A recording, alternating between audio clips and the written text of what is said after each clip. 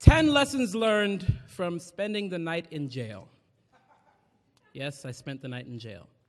1, upon getting arrested, state your name, your home church, as well as your pastor's name slowly and clearly so that the cops know that they are taking into custody a man of God. 2,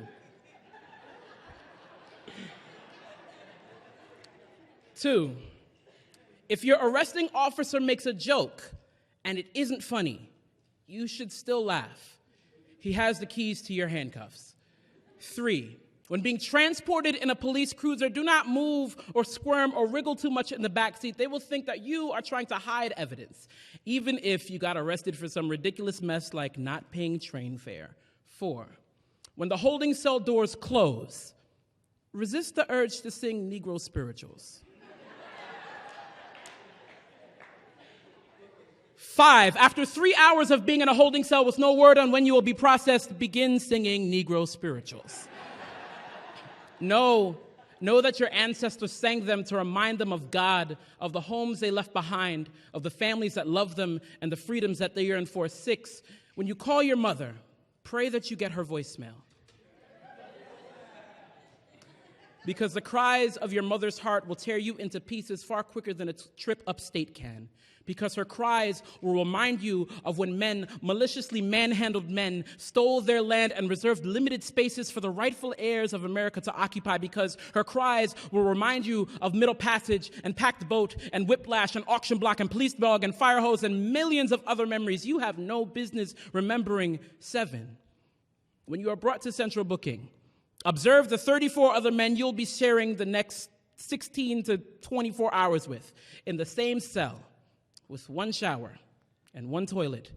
And if you should happen to sit next to a young man named Brownie, hair cornrowed, the flag of Puerto Rico emblazoned across his chest, and his feet pungent and either smelling of really bad meat or really good cheese, do not engage. This is not a drill. 8, while you are in there, there will be a man. He will be selling quarters for the payphone. He will sell each quarter for $1, and people will buy them. Accept that.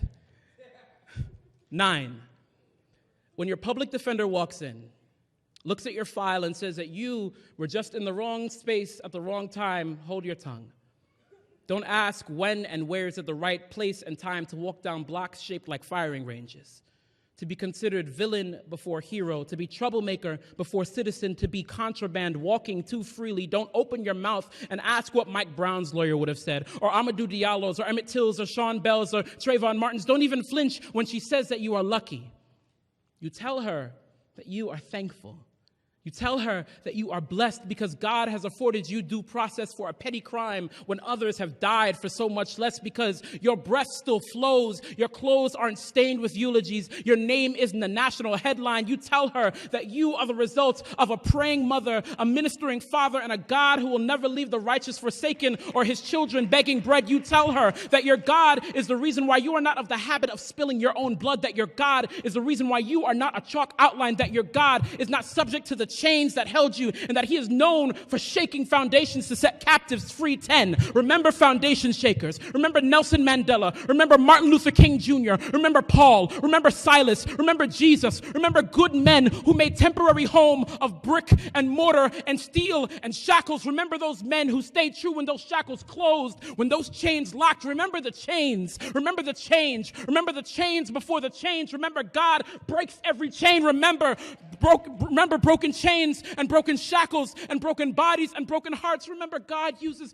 broken things to produce beauty. Remember, it takes broken soil to give crops, broken clouds to give rain, broken grain to give bread, broken bread to give strength. Remember your strength. And when you become acquainted with your weakness, let the weak say, I am strong. Let the poor say, I am rich. And let those who would say that their lives are over say, I am still here. Remember, you are still here. Every day above ground is a good day. You are not a casket. You are not a hashtag funeral. You are not an autopsy. Remember that it is not over. God is not through with you yet. You are not dead. You are not dead. You are not dead. You are still here.